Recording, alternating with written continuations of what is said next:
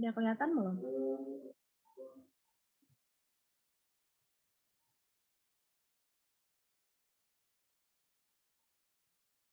Udah, Ti. Oke.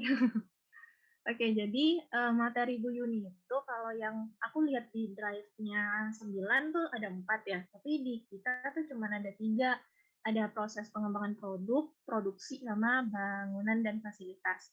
Nah, di sini aku jelasin yang proses pengembangan produknya dulu. Ini kayak gambaran besar dari materi yang kita pelajari sih, yang proses pengembangan produk ini. Nah, jadi uh, ini terkait dengan alur pengembangan produk. Jadi pas kita di industri, kalau misalnya mau memproduksi suatu produk, itu alur pengembangannya itu panjang. Nah, sebelum masuk alurnya, ini nggak usah langsung aja. Nah, jadi untuk bikin produk itu pertama harus ada idenya dulu kan. Nah, idenya itu datang dari mana? Idenya itu bisa datang dari mana aja. Jadi bisa dari direkturnya atau pemilik industrinya itu bisa. Terus bisa juga dari marketing, tim marketingnya. Itu bisa, mereka kan tim marketing itu kan pasti melakukan analisa pasar, melihat tren pasar di mana gitu kan. Contohnya, sekarang kan kita lagi COVID, terus nanti kan mereka pasti tuh menganalisa, oh ternyata pas di tahun ini tuh yang paling banyak itu adalah suplemen, vitamin gitu. Nah, jadi nanti dikasih tahu lah atau dikasih ide kalau misalnya industri kita tahun ini perbanyak produksi suplemen aja gitu. Nah, jadi itu bisa jadi salah satu sumber ide. Terus bisa juga dari bisnis development ini. Nah, bisnis development ini kan itu yang bagian mengembangkan bisnisnya gitu kan. Nah, jadi mereka juga udah ngelihat bagaimana peluang pasar. Jadi mereka itu dari situ nanti mereka ngasih tahu apa yang memungkinkan sama industri kita buat produksi produk apa gitu. Nah, udah dapet nih si idenya ini. Nah, idenya ini nanti bakal disampaikan ke plan manajernya. Plan manager ini adalah pemimpin atau yang mengepalai bagian pabriknya. Jadi industri kan ada dua nih ya, yang di kantornya itu sama yang di pabriknya. Nah, kalau yang di pabriknya itu kan dipimpin sama plan manajernya. Nah, plan manajernya ini itu mengepalai atau membawahi beberapa departemen lagi. Nah, ini yang ada di samping ini. Jadi departemennya itu ada R&D. Ini teman-teman mungkin udah nggak asing lagi kan departemen yang kemarin kita praktikin di project itu sebagai R&D. Jadi mereka yang melakukan penelitian atau mereka juga yang melakukan pengembangan produknya. Jadi itu tugas dari si R&D. Terus ada marketing juga, ini udah tahu lah ya.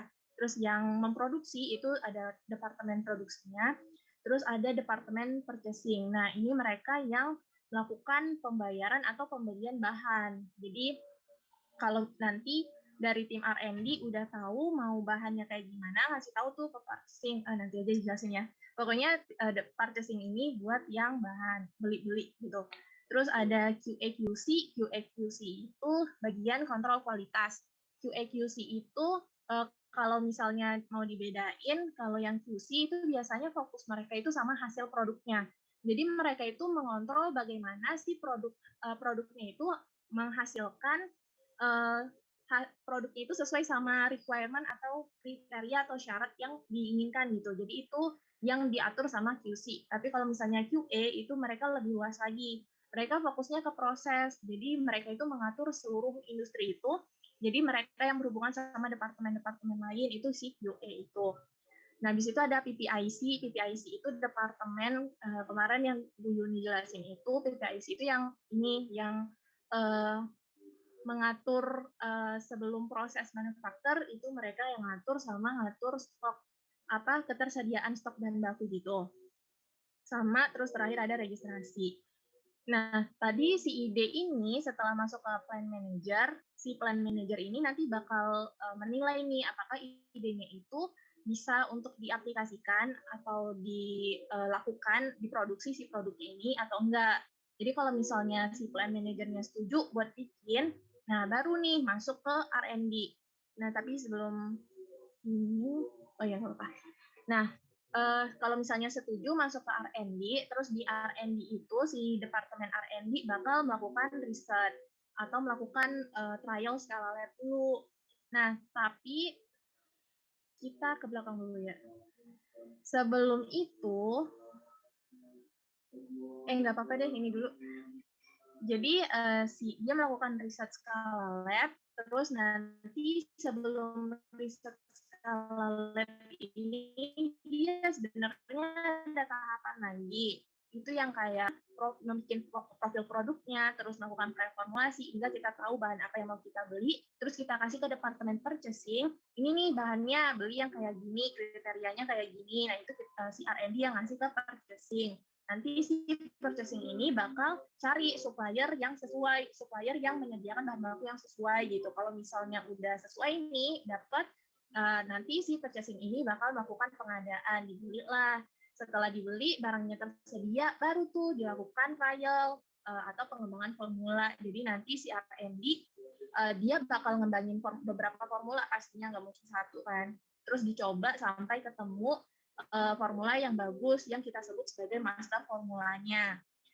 Nah, di riset skala lab ini nggak cuma menghasilkan master formula doang, tapi nanti di sini itu bakal diketahui atau dianalisa bagaimana metode analisa yang bisa digunakan buat si produk itu. Jadi kayak yang kita tahu kalau misalnya alat buat analisis itu kan kriterianya beda-beda. Ada yang kayak spektro, HPLC, dan lain-lain sebagainya itu kan ada kriterianya. Nah, jadi di sini kita tuh bakal tahu produk kita itu sesuainya pakai metode apa, itu tahunya itu di riset skala lab ini. Jadi nanti dianalisa juga cocoknya nanti pas produknya ini jadi metode analisa yang digunakannya itu pakai metode apa. Nah, habis itu udah dapet nih hasil skala lab-nya, berarti udah dapet master formulanya, hasil evaluasinya bagus, pokoknya yang terbaik, lanjut ke penyusunan batch record. Nah, jadi sebelum masuk ke skala pilot, jadi dari skala lab, itu kan sebelum ke produksi, itu kan harus ada transfer teknologinya. Nah, transfer teknologinya itu dilakukan di skala pilot ini. Jadi yang tadinya itu misalnya pakai lumpang alu gitu kan. Nah, nanti dia bakal ditransfer dulu nih teknologinya ke trial skala pilot, diproduksi pakai teknologi skala produksi, tapi kapasitasnya itu lebih kecil. Nah, tapi sebelum dicoba di skala pilot, itu harus disusun dulu batch record-nya. Jadi disusun bahan yang digunakannya itu gimana, jumlahnya berapa, terus prosedurnya gimana, alat-alat yang dipakai apa, evaluasinya gimana, IPC-nya gimana. Nah, itu harus disusun dulu. Jadinya nanti pas mulai trial skala pilot-nya itu udah ada panduannya. Jadi di skala pilot ini kan udah pakai ini ya, area produksi. Nah, tentu aja si R&D itu nggak bisa sendirian. Mereka bakal kolaborasi sama tim produksi kan. Nah, kalau misalnya si R&D itu nggak nyusun batch record, itu si tim produksi itu nggak tahu gimana cara bikinnya. Nah, makanya di sini sebelum di trial skala pilot, disusun dulu batch record-nya, baru nanti bikin trial skala pilot. Terus nanti di trial skala pilot, kalau misalnya hasil evaluasinya sesuai, baru kita mulai ujinya ada 2 sekaligus gitu, uji stabilitas sama uji BABE kalau misalnya ada. Nah, uji stabilitasnya itu nanti kan uji stabilitas ada 2 ya, ada yang dipercepat sama real time. Yang di sini itu dilakukannya tuh dua-duanya bersamaan. Jadi emang di ketentuannya itu uji stabilitas harus dimulai bersamaan. Nah, tapi yang nanti bisa diregistrasi itu bisa yang kalau misalnya hasil dipercepat sudah selesai, jadi udah 6 bulan nih uji stabilitasnya, itu udah bisa mulai registrasi ke BPOM. Nah, kalau misalnya hasil registrasinya disetujui, keluarlah nomor izin edar. Sampai di sini teman-teman ada yang mau tanya atau mau konfirmasi atau mau nambahin sebelum masuk ke bagian kedua?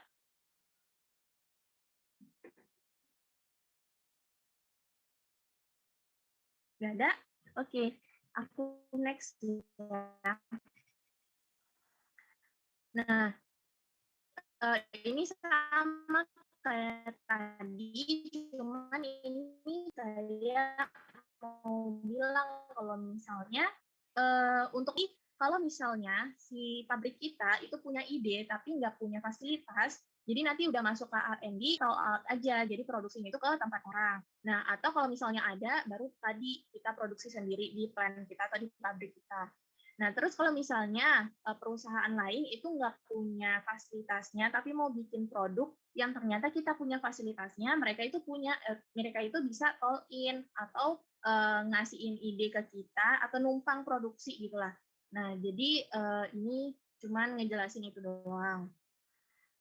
Terus lanjut ke sini. Nah, kalau yang tadi itu kan kayak gambaran besar awal sama akhirnya gitu kan. Nah, yang ini yang lebih detail ke proses pengembangan produknya gitu. Ini sama kayak bagian purchasing mencari bahan bakunya. Setelah R&D tadi kan, R&D itu kan nyari kaji teoritis dulu kan, terus preformulasi sehingga ditemukan profil bahan baku yang mau dibeli. Nah, terus nanti bagian purchasing cari tuh yang sesuai, terus nanti mereka bisa screening tuh dokumen bahan bakunya. Nah, screening ini bisa mereka minta dokumennya ke supplier atau mereka cari tahu sendiri, karena kan sekarang tuh ada beberapa supplier yang kayak punya website-nya terus menyediakan profil bahan bakunya gitu kan. Nah, pokoknya bagian purchasing pintar-pintar lah screening dokumen bahan baku buat nyari bahan baku yang sesuai. Kalau misalnya nggak sesuai, berarti ganti nih suppliernya. Tapi kalau misalnya udah sesuai, nanti kita minta si suppliernya itu buat ngirim sampel, tapi dalam jumlah kecil dulu buat kita uji coba di trial skala lab. Nah, di trial skala lab ini nanti kita nguji ini dengan bahan itu apakah udah sesuai atau tidak, formula mana yang bagus gitu. Nah, kalau misalnya di trial skala lab formula yang kita bikin, yang kita rumuskan itu tidak sesuai, nanti kita ganti sampai ketemu yang paling bagus, yang paling sesuai. Nah, itu baru nanti dilanjutkan ke trial skala pilot. Habis itu lanjut ke uji stabilitas selama 6 bulan, barengan sama uji BABE, terus nanti hasil kedua uji ini yang bakal diregistrasi ke BPOM. Nah, ini yang pertama itu kan di sini dibilangnya itu yang pertama tahap pra-registrasi dulu. Jadi ini kayak pengumpulan dokumen-dokumen. Kalau misalnya dokumennya ada yang kurang, nanti pihak BPOM tuh bakal nyuruh kita buat melengkapi dokumennya. Tapi kalau misalnya udah sesuai nih, berarti lanjut ke proses registrasi, tapi bayar dulu. Habis bayar, lanjut ke tahap registrasi. Kalau misalnya dari tahap registrasi semuanya itu sesuai, nah nanti bakal keluar nomor izin edarnya. Tapi kalau misalnya nggak sesuai, itu bakal ditolak sama si BPOM-nya. Terus nanti kita sebagai pihak industrinya bakal mencari tahu atau mengatasi masalah kenapa si BPOM itu nolak produk kita. Terus setelah diperbaiki, baru kita registrasi ulang. Habis itu setelah keluar NIE, baru si pihak industrinya itu melakukan studi barcode kayak jadi kan di produk itu ada barcode gitu kan. Nah, jadi nanti mereka melakukan studi itu buat nantinya dari barcode itu bisa ditelusuri nomor batch-nya berapa, terus tanggal kadaluarsanya kapan, dan sebagainya. Pokoknya kayak gitu. Udah. Nah, ini cuman kayak berapa lama waktu yang dibutuhkan. Nah, ini yang tadi udah aku singgung juga. Jadi sebelum kita mulai trial skala lab, itu pasti ada ini, bagian ini produk design brief dan feasibility study. Ini kayak kita cari tahu nih produk inovatornya siapa, produk yang mau kita jadikan acuan itu yang mana. Terus nanti kita cari tahu kelemahannya apa, yang mau kita perbaiki itu apa. Nah, ini bisa memakan waktu 1 bulan, tapi tergantung juga sama kompleksitas produknya. Terus dilanjutkan sama studi literatur, preformulasi, sama langsung ke trial skala lab. Nah, ini ketiga ini itu bisa makan waktu 1-2 bulan. Tapi ini sebenarnya bulannya itu belum pasti gitu sih, soalnya kan tergantung dari produknya. Kalau misalnya produknya simpel, itu bisa cepat, tapi kalau misalnya yang panjang, lama, pakai teknologi yang terbaru gitu, itu pasti bakal lama. Terus lanjut ke skala pilot, habis itu validasi, habis itu trial skala pilot sama validasi ini, di sini asumsinya itu bisa 1 bulanan gitu. Terus studi stabilitas itu kan 6 bulan ya. Habis itu lanjut ke uji BABE, ini kalau misalnya ada itu bisa 6-9 bulan. Tapi kan ada beberapa produk yang emang nggak perlu uji BABE. Nah, kalau misalnya produknya nggak perlu uji BABE, berarti ini nggak ada nih. Terus lanjut ke registrasi BPOM, ini waktunya tergantung dari ketentuan BPOM itu, yang berapa hari kerja gitu. Terus ini, nah tadi kan yang di bagian sini sebelum trial skala lab itu kan ada preformulasinya.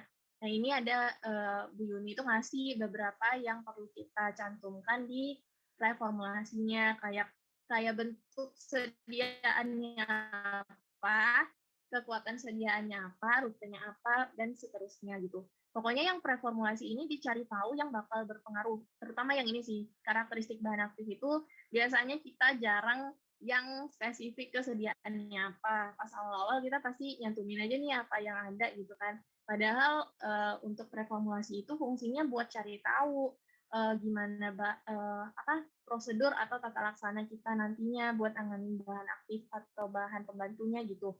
Jadi misalnya nih yang larutan itu yang harus dicari kayak larutannya gimana, pH-nya gimana, stabilitasnya gimana, dan lain sebagainya. Pokoknya yang berhubungan sama sediaannya gitu. Terus ini contohnya. Oh ya mau nambahin juga. Nah di bagian sini kan kemarin itu ada yang nanya juga sama Bu Yuni kan, kalau misalnya kan kita udah nentuin nih produk acuannya siapa. Nah setelah kita nentuin produk acuannya siapa, tentu kita melakukan apa meniru si produknya itu. Nah jadi kita harus cari tahu formulanya gimana, prosedur mereka gimana, evaluasi mereka gimana, terus requirement atau persyaratan yang mereka tetapkan sama produk itu sampai produk itu bisa dikeluarkan itu gimana gitu kan. Itu bisa dicarinya itu kayak yang kemarin yang kayak file paten dan lain sebagainya. Tapi kalau misalnya nggak ada, berarti opsinya itu adalah kita beli produknya itu, terus nanti kita kita teliti sendiri itu gimana gitu.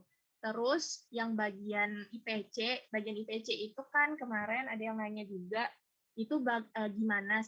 Itu kan ini produk antara sama produk ruah. Itu kan biasanya nggak ada tuh disediakan di file patennya tuh gimana kita sebagai pihak R&D mau nentuinnya gitu kan. Nah itu kata Bu Yuni, itu kita tentuin sendiri juga. Jadi kayak carilah literaturnya gimana buat nentuin apa yang harus kita lakukan untuk mengevaluasi si produk antara atau produk ruahnya gitu. Mungkin sekian yang bagian ini ada yang mau menambahkan atau ada yang mau nanya. Halo, Teh. Suaranya hilang, Teh. Guys, Nah, pokoknya yang udah. ini tuh cuman gambaran doang sih. Tadi hilangnya. Enggak, tadi agak putus-putus. Yang bagian ini ada yang mau ditanyain enggak? Atau mau nambahin? Putih mau nanya boleh? Boleh, Kak. Aku masih bingung deh, kapan saatnya kita tahu kalau dia itu sampai trial skala lab atau dia sampai trial skala pilot. Jadi kayak dari itu ini takutnya sama ibu ini kasih kasus ya. Jadi kayak apakah ini coba jelaskan mulai dari skala pilot atau coba jelaskan apakah ini siap dengan produksi industri gitu.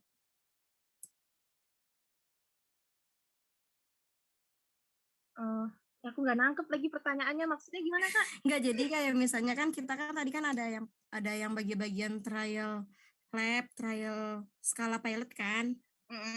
Nah itu tuh kita tuh tentunya tuh gimana, apakah dia ini udah siap untuk trial skala industri kan. Kalau pertama kan skala lab, terus skala pilot, baru trial skala industri kan. Nggak usah trial kan langsung persiapan industri kan. Nah kita nih biar tahu ini udah siap untuk trial industri atau baru mulai skala pilot aja tuh gimana? Takutnya misalnya ibunya dikasih kasus nih, coba jelaskan bagaimana skala pilot tersebut gitu. Jadi kita bisa mulainya startnya tuh dari mana gitu. Anggap gak? Aku coba jawab dulu kali ya. Thank you. Ya, jadi buat nentuinnya itu sebenarnya gimana bilangnya ya? Kalau misalnya yang buat skala pilot itu kita bisa masuk ke skala pilot kalau misalnya yang skala lab itu udah dilakukan dan udah ada master formulanya. Jadi kalau misalnya udah ada master formula itu kita udah bisa lanjut ke skala pilotnya. Jadi tinggal transfer teknologi aja, cara bikin di produksinya itu gimana gitu, itu ditentuin di skala pilotnya. Jadi buat start di skala pilot itu berarti setelah skala lab selesai dan master formulanya terbentuk sama ada master batch. Nah, itu kalau misalnya skala lab. Tapi kalau misalnya skala produksi itu bisa diproduksinya itu. Nah, ini aku sebenarnya ragu juga, mungkin nanti teman-teman bisa nambahin kalau yang tahu. Jadi kan kita bisa registrasi itu kan di uji stabilitas. Nah, di trial skala pilot itu kita kan udah bisa langsung uji stabilitas. Nah, aku ragu ini kita nunggu uji stabilitasnya dulu sama nunggu BPOM ngeluarin nomor izin edarnya dulu, baru kita produksi atau kita udah bisa langsung jalan. Nah, pokoknya antara dua itu tuh mulai start yang skala produksi. Nah, mungkin teman-teman yang tahu gimana startnya mungkin bisa nambahin. Mungkin itu Kak dari aku. Kalau yang produksi berarti antara setelah trial skala pilot selesai dan evaluasinya udah bagus, terus udah tahu juga detail kan kalau yang skala pilot itu kan kayak dia tuh sebenarnya mau nentuin di produksi itu prosedurnya pakai alat produksi itu gimana gitu kan. Nah, jadi kalau misalnya udah ketemu itu, udah tahu hasilnya, produknya juga udah sesuai di hasil evaluasinya, nah itu kemungkinan bisa lanjut ke produksi. Oh iya, kayaknya gini deh, Bu Yuni pernah jelasin. Kalau misalnya industrinya pede sama produknya, itu kayaknya udah bisa mulai lanjut. Kalau misalnya skala pilotnya itu udah bagus. Tapi kalau misalnya mereka nggak pede, mereka mau nunggu BPOM-nya, berarti nunggu hasil BPOM-nya, baru mereka bisa mulai skala industrinya, kayak produksi besar-besarannya. Kayaknya gitu deh. Ada yang mau nambahin, guys? Tadi izin bertanya yang nunggu dari BPOM-nya itu terkait nomor izin edar atau apa yang diajuin sama industrinya? Registrasinya ya bener NIE-nya berarti guys. Soalnya kan takutnya nih, kalau aku yang punya industri, terus aku bikin produk kan, terus aku kayak main langsung aja, aku produksi besar-besaran, ternyata dari BPOM-nya itu nggak ngasih NIE-nya di batch ini. Kan kita kan ngeregistrasi itu kan pasti jelas kan batch-nya yang berapa gitu. Nah, kita nanti udah langsung produksi besar-besaran, ternyata di BPOM-nya nggak disetujuin gitu kan, rugi banget kan. Nah, jadi kemungkinan bisa nunggu NIE-nya atau nunggu registrasinya selesai. Eno mau nambahin, no? Oh iya, ini sih aku waktu itu sempat dengerin ituan punya APT 9 itu di situ ibunya tuh jelasin apa namanya tadi nambahin yang punya UTI sebenarnya skala pilot ini kan juga masuk ke proses scale up. Scale up ini tujuannya adalah untuk supaya kita nguji kayak formula yang dihasilkan dari skala lab ini kalau kita pakai kalau kita buat pakai prosedur yang sudah kita gunakan itu apakah akan menghasilkan karakteristik yang sama terus-menerus apa beda, makanya itu dilakukan si skala pilot ini salah satunya juga buat scale up gitu. Terus terus ibunya tuh di situ tuh jelasin kalau skala pilot itu yang tadi untuk menguji formula yang terpilih, terus ya tadi untuk anuin prosesnya, misal nanti ada beda kan. Ternyata pas diproduksi sekali masih sama, 2 kali masih sama, 3 kali beda. Nah, itu tuh nanti harus dipertimbangkan lagi terkait formulanya. Makanya skala pilot ini benar-benar dibutuhin sebelum kita produksi yang gede-gedean itu. Nah, misal kalau nanti beda, nanti harus diperbaiki dulu, dilakukan validasi prosesnya. Nah, kalau di situ tuh ibunya jelasin minimal 3 batch per 1 kali produksinya itu harus divalidasi. Kalau kemarin Bu Lindi tuh jelasin validasi skala pilot itu bukan validasi, apa kemarin ya materi kita? Validasi ya benar. Validasi proses skala pilot itu nggak harus 3 batch kan. Kemarin tuh kalau nggak salah 2 batch gitu. Dan nanti gimana hasilnya? Kalau hasilnya udah kayak tetap nggak ada perubahan, itu kita bisa iniin nih ke tahap yang selanjutnya, yaitu kayak tahap skala besar-besarannya, sembari juga dari itu tadi, dari BPOM itu tadi juga. Sama itu mau nambahin, kemarin tuh ibunya tadi kan uji stabilitas. Uji stabilitas kan bisa dimulai dari skala pilot ini kan. Nanti ada uji stabilitas dipercepat, atau yang satu lagi itu kan real time. Nah, kan nanti kita itu pakai acuannya yang dipercepat ini kan, yang buat nganuin ke BPOM yang 6 bulan. Nah, nanti hasilnya buat nentuin expired date, dan ternyata kemarin yang aku tanyain itu kita bisa ambil 2 tahun, misal ada ketentuannya produknya tidak berubah secara signifikan. Secara signifikan di sini itu salah satunya tidak berubah 5% pokoknya dari yang seharusnya. Jadi nggak berkurang 5%, itu kita bisa tentuin kalau itu expired date-nya 2 tahun. Nah, di samping dipercepat, dia juga real time kan. Nah, real time-nya itu kemarin ibunya ada nambahin, kalau misal kita udah dari produksi tuh, udah diituin sama BPOM, terus abis itu di BPOM udah dapat NIE, terus kita edarin, ternyata real time-nya kita uji nih, ternyata dia expired date-nya lebih lama atau lebih cepat, itu juga nanti bisa ditambahin lagi. Misal lebih lama berarti kita untung dong, nanti misal masih ada di pasaran kita bisa tarik lagi, terus diperpanjang izin edarnya. Terus kalau misal lebih cepat ya berarti diituin lagi gitu ya. Terus sama yang toll out tadi itu kemarin aku ada nanya yang nanti gimana nulisnya, di itunya siapa yang produksi, kan ini ada 2. Itu kemarin ibunya nambahin kalau misal toll out itu nanti ditulis diproduksi oleh PTA, misal untuk PTB gitu. Itu aja sih kemarin yang aku ada nambah.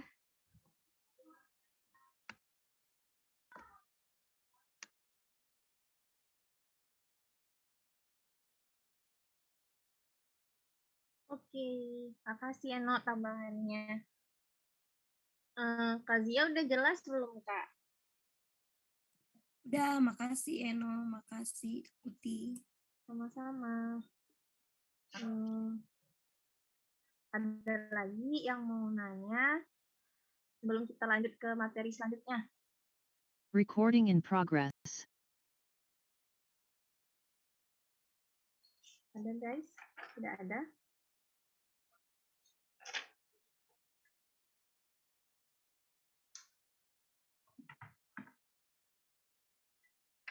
Oke. Kita Kak udah ada belum?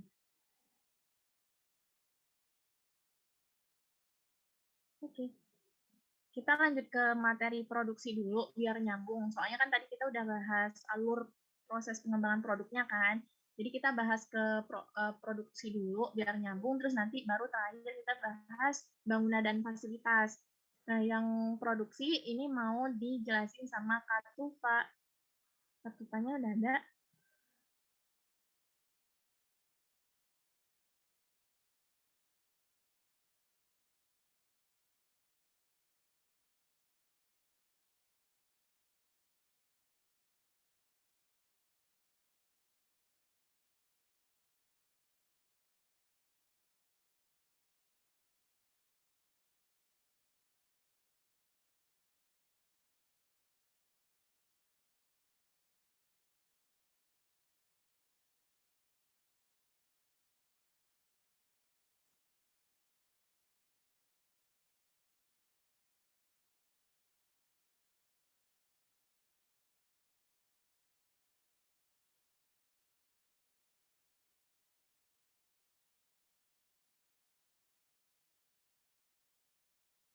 Kak Tufa nanya di grup, udah kedengaran belum? Belum kedengaran, Kak.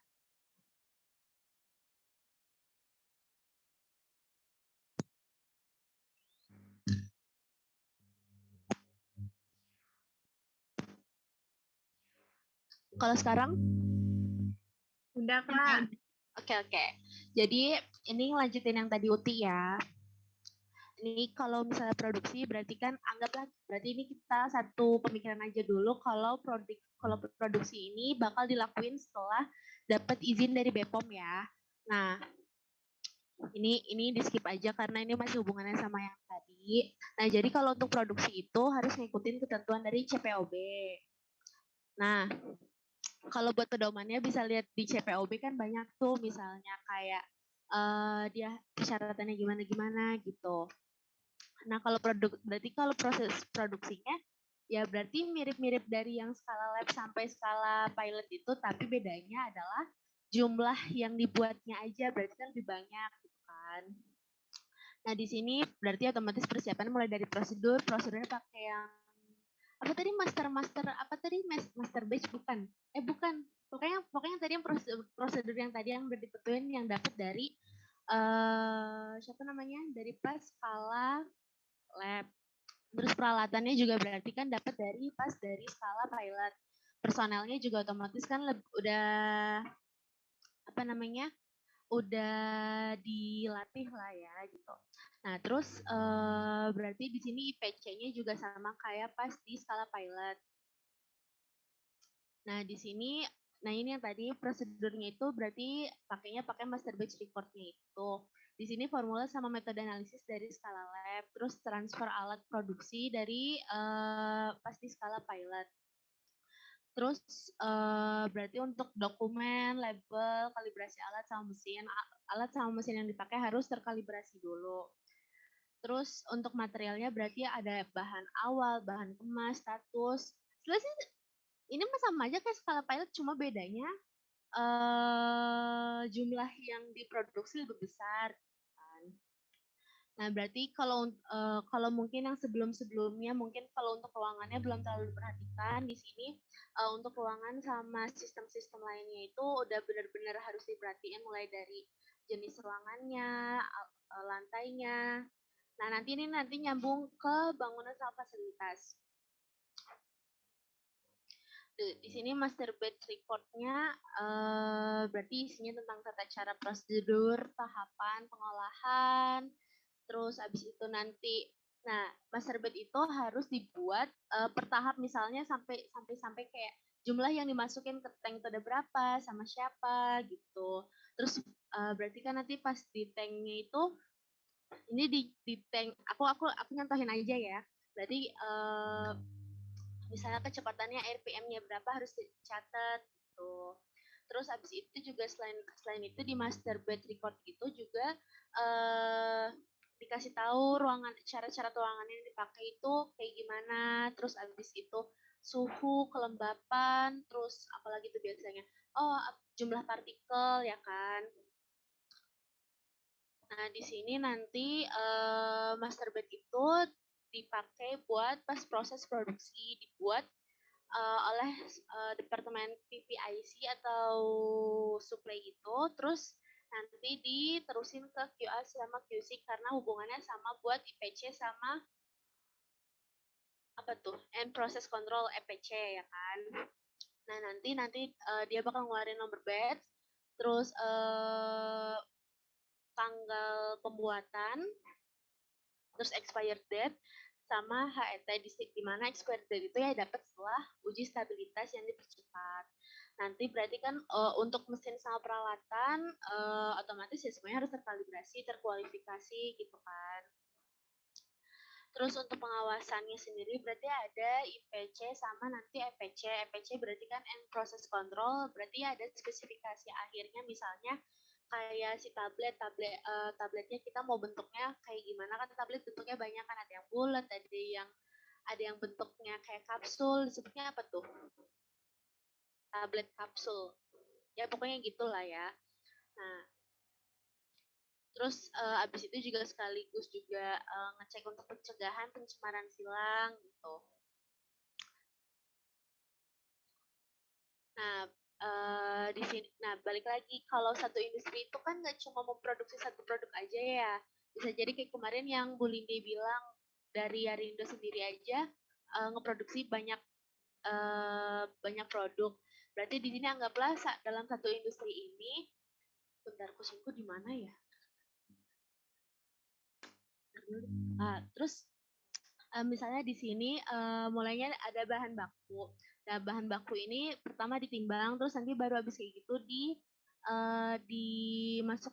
masukin, dibagi-bagi ke masing-masing bentuk sediaannya, misalnya dari semi solid ke yang bentuknya cairan, terus yang padat gitu kan.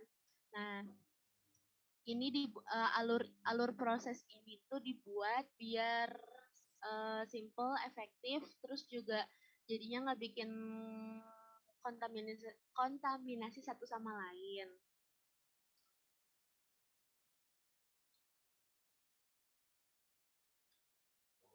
Ini biasa lah ya, bisa dibaca sendiri.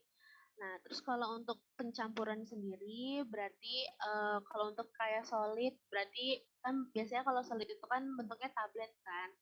Nah, nanti ditentuin dia maunya cetak langsung, granulasi kering, granulasi basah. Nah, penentuan ini balik lagi udah ditentuin pada saat di skala lab ya kan.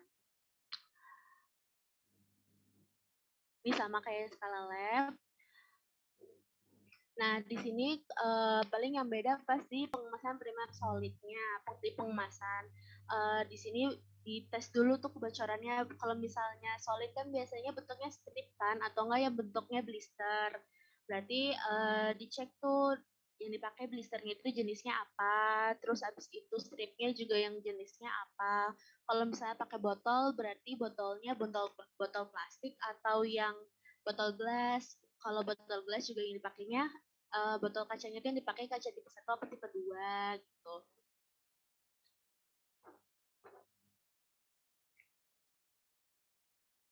Nah, untuk pengemasan juga harus diperhatiin jalur sama proses pengemasannya biar tidak terjadi kecampur bauran atau ibaratnya nggak terjadi kontaminasi lah ya. Nah, di sini ada untuk alur produk sediaan solid secara umumnya. Di sini habis ditimbang, dicampur. Nah, bisa dilakukan granulasi basah kalau ternyata bukan sediaan, si zatnya ini tuh tahan terhadap air. Kalau misalnya nggak terhadap, kalau dia tidak tahan, tidak stabil dengan adanya air, ya berarti pakainya granulasi kering. Tuh. Kalau untuk liquid sama ya, balik lagi mulainya dari penimbangan, dicampur, terus abis itu ini persis sama kayak di skala lab atau skala pilot pokoknya. Ini kalau ini buat ointment, apa sih ointment itu semi solid.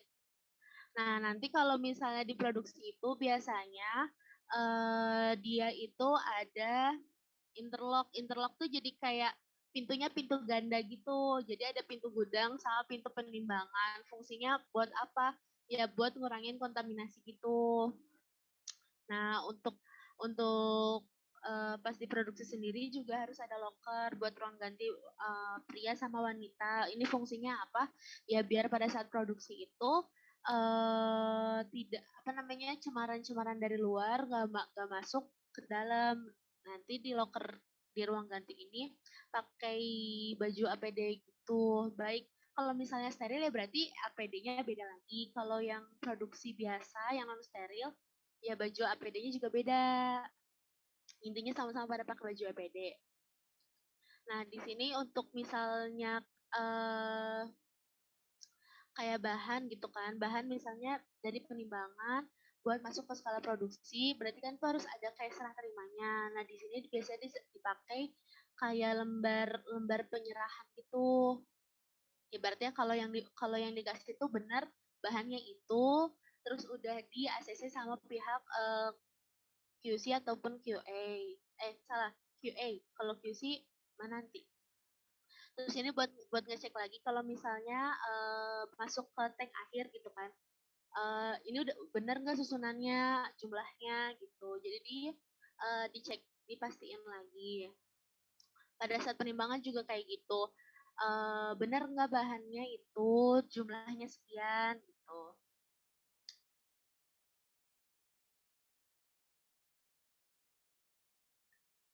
Terus udah deh. Jadi kalau yang buat skala produksi ya berarti otomatis pengisiannya udah pakai alat kan, pakai filling machine.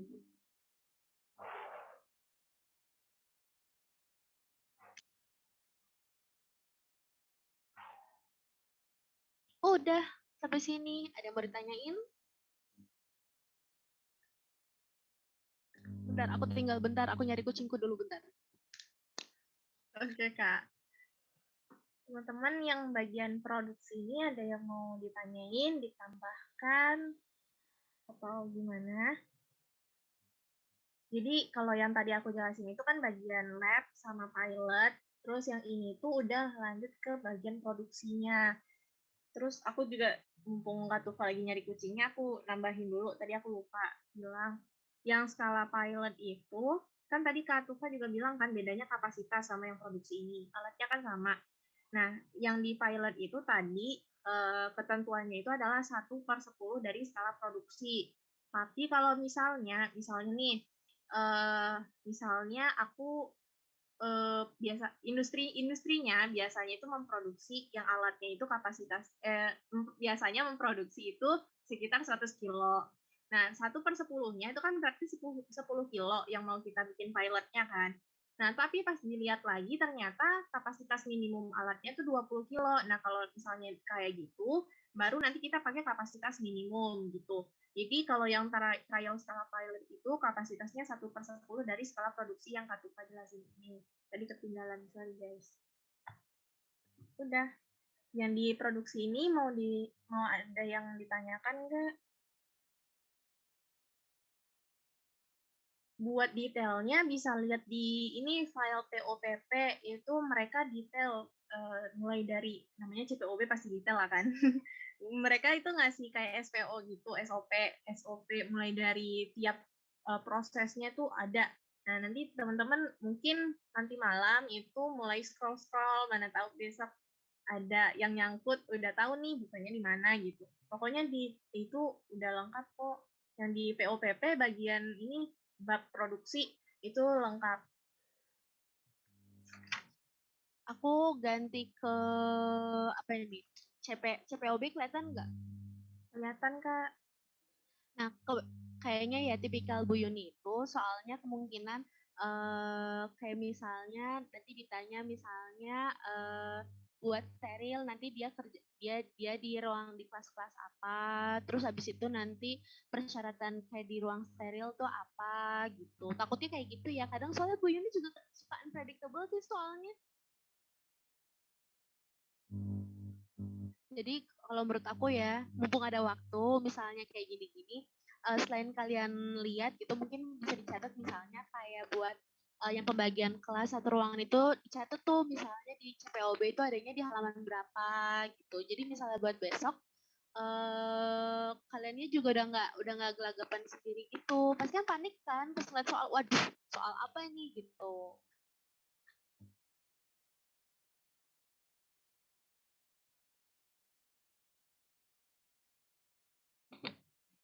Oke. Ini nggak ada yang mau nambahin, nggak ada yang mau nanya. Halo. Aku mau nambahin dikit. Pengambilan sampling Latihan. ya. Aduh. Dikit aja sih, ini kemarin ada yang nanya ya kayaknya. Kalau kan tadi Uti bilang kalau misalnya kurang gitu kan, kurang dari kapasitas alat. Nah kalau misalnya lebih, kemarin ya barangkali kan di soal ntar kapasitas alatnya berapa, terus ternyata yang diproduksi berapa. Kalau misalnya lebih itu ntar diproduksinya tuh dibagi beberapa lot, nanti untuk penomorannya tinggal disesuaikan. Batch ini lot berapa gitu. Kalau misalnya kapasitasnya 200 kilo, kita punya 400, ntar itu berarti dibagi lot gitu. Itu aja sih, makasih. Oh iya, makasih Jihan. Lupa juga. Teman-teman nangkep kan ya maksudnya Jihan? Kalau yang aku tadi aku bilang itu kalau misalnya kurang dari minimum kapasitasnya. Tapi yang Jihan bilang itu yang udah lebih dari kapasitasnya. Jadi itu mereka dibilangnya masih satu batch, tapi nanti satu batch ini dibedakan lagi jadi lot. Jadi satu batch itu ada lot A, lot B gitu lah misalnya. Gitu lah. Ada yang mau nanya? Tadi kan Nurkiani mau nanya. Kak? Ya, aku mau nanya, kalau misalnya tadi ada uji apa tuh yang tentang pengemasan gitu, itu biasanya diambil berapa sampelnya sih biasanya? Tadi kan ada tuh kalau misalnya pengemasan buat apa sediaan padat kan ada yang blister sama apa gitu. Nah, itu tuh biasanya diambilnya berapa ya sampelnya kalau misalnya dia ada kebocoran gitu buat ngecek kebocoran si pengemasannya. Oke. Itu kayaknya ada di FI yang tentang kebocoran wadah. Ada nggak ya? Apa ini efektivitas wadah yang di FI? Ada kebocoran wadah, cuma dia tuh lebih yang aku baca ya, itu tuh ke aerosol gitu ininya keterangan di bawahnya. Kalau kemarin kata Bu Lindi, intinya kebocoran kan yang pakai methylene blue itu. Terus kalau nggak salah di PPT-nya siapa ya, itu tuh ada yang salep, mungkin sediaan yang pakai tube itu ada nggak sih di kelompok putih nggak sih itu yang salep? Iya ada. Itu kan ada kan 10, iya nggak sih? Diambil 10. Terus nanti nggak boleh ada yang bocor satupun. Misal ada ditambah lagi 20 gitu ya atau gimana ya? Dan itu tuh tidak boleh lebih dari 1. Jadi emang nggak boleh ada yang bocor. Tidak boleh lebih dari 1 yang bocor. Terus nanti kalau misal juga tergantung sama beratnya. Kalau beratnya kurang dari 60 mg itu bukan sesuai sama etiket, tapi kalau nggak salah 90%, aku lupa deh. Kalau nggak salah itu sih 10 sama 30. Jadi kayak sama kayak keseragaman sediaan ya. Yang ada LI-nya itu, no. Iya, tapi jumlahnya aja Kak yang sama. Cuma caranya penerimaannya itu emang nggak boleh ada yang bocor satupun gitu. Berarti ngikutin keberterimaan yang ada di situ, yang kayak mirip si keseragaman sediaan. Enggak Kak, enggak. Itu cuma jumlahnya aja. Kan diambil 30, diuji 10 dulu. Terus misal 10 nggak diterima, dilanjutin uji 20-nya lagi. Nah, keterimaannya kalau kebocoran itu emang nggak boleh ada yang bocor. Itu kalau yang di 10 pertama. Terus misalnya ada yang bocor 1 gitu kan, itu dilanjut ke yang 20 dan tidak boleh lebih dari 1 kalau nggak salah. Jadi emang kalau misal di awal itu udah bocor 2, ya udah itu nggak bisa diterima. Karena kalau kita lanjutin ke 20 ya percuma, orang bocornya udah 2, sedangkan di yang 30 itu nggak boleh lebih dari 1 gitu. Itu kalau yang pakai tub-tub. Nah, kalau yang pakai blister-blister ini tuh nggak tahu. Kata Bu Lindi kan sama ya kemarin cara ujinya, mungkin sama kali ya. Nggak boleh pakai methylene blue, udah itu. Mungkin kriterianya juga sama kali ya. Kalau kata Bu Lindi kemarin nggak boleh sama sekali sih. Iya, nggak boleh sama sekali. Tapi di PPT ini yang tub-tub itu ada kok ditambah 20, terus nggak boleh lebih dari 1 gitu. Kalau nggak salah sih, seingat aku. Cuma jumlahnya aja ya, agak ragu. Iya, coba kalau misalnya sediaan lain. Salah deh guys. Itu mah benar. Bersihkan. Benar. 10 diskometer. Salah. Ada. Aduh, kalau dicari mah hilang. Tadi tuh ini guys di grup ada grup-grupan itu si D itu gini, kalau boleh makalah Word yang punya teman-teman itu di-share. Soalnya ntar kalau ada bisa di-copy langsung gitu. Gimana deh? Maksudnya gimana? Kalau misalnya dari bahan itu ada gitu kan, biar cepet kali ya maksudnya deh mau minta ini makalahnya masing-masing. Ada nggak sih di Makalah kelompok Ada Ji. Ada di yang Word Di drive tugas. ada di Ada Word. di Ada di Drive. Maaf. Oh, yang Word juga ada ya? Ada. Oke. Kayaknya adanya PDF deh, Ti. Oh, mau Word-nya. Iya, iya. Oh, file Word-nya. Oke. Betul. Nanti ya. Mumpung ada di sini nanti tambahin ya kelompoknya masing-masing. Oke. Ada lagi yang mau Eka nanya? kayaknya yang tadi rada ketuker deh. Mana jadinya? Yang tadi itu bukan yang 60 itu isi minimum deh, bukan kebocoran. Berarti yang kebocoran itu emang nggak boleh ada satupun yang bocor, tapi jumlahnya belum tahu. Kalau di FI ada Kak, cuma itu buat aerosol juga, nggak tahu juga. Iya, kalau yang di FI aku taunya juga yang buat kayak gitu kalau kebocoran, yang buat aerosol gitu. Tapi yang siapa tuh? Yang kalau di tablet yang blister itu. Oh Kak, aku ingat Bu Lindi kemarin suruh, emang nggak ada di FI, suruh cari di literatur Inggris tentang packaging apa tuh kebocoran gitu. Tapi aku belum cari sih. Iya, aku juga belum. Berarti nyarinya di khusus yang pengemasan gitu ya? Iya, di FI nggak ada soalnya kata Bu Lindi. Sudah, nanti aku coba. Yang di POPP di Terima semua, kasih. kayaknya aku cek di semua Indonesia tuh nggak ada deh. Iya, nggak ada. Makanya ibunya kemarin bilang suruh literatur luar. Oke guys, terima kasih. Sama-sama. Ada lagi yang mau nanya? Aku mau nambahin. Jadi yang masalah kebocoran ini ya, dulu pas aku ada kunjungan industri itu kalau nggak salah, kan nanti mereka, jadi tuh nanti abis ada produksi gitu, sebelum mereka di pengemasan sekunder, kan kayak ngelewatin apa sih tuh namanya, yang bentuknya kayak treadmill. Ya pokoknya ngelewatin kayak yang mesin yang jalan-jalan itu kan, nanti dari situ kelihatan kalau misalnya kalau ini karena waktu itu aku ngeliatnya dari Yakult karena dia bentuknya cairan, jadi kan kelihatan kalau bocor kan. Nah kalau untuk blister mungkin ya personilnya taruh di situ ngeliatin satu-satu gitu.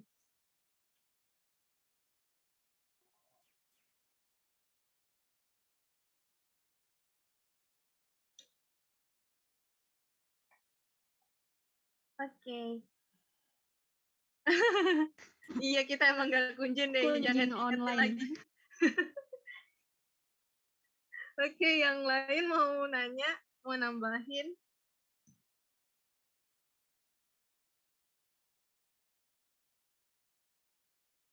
Oke, kalau nggak ada, kita lanjut ya. Lanjut masuk ke bagian bangunan dan fasilitas. Nah, tadi kan udah disinggung juga tuh sama Kak Tufa ya, soal yang produksi itu kan udah diatur semuanya. Nah, ini salah satu yang diatur bangunan dan fasilitasnya. Bentar aku share screen dulu.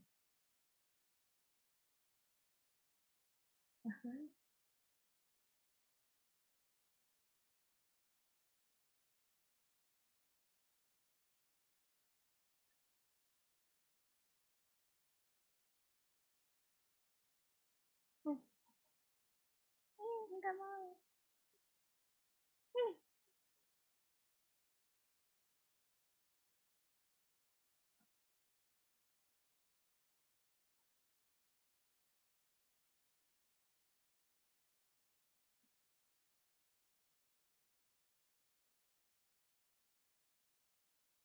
Nah, ini yang terakhir materi ibunya, ini bagian bangunan dan fasilitas produksi. Nah, ini aku kayak bikin rangkum kemarin sih. Bentar. Ya Allah, susahnya.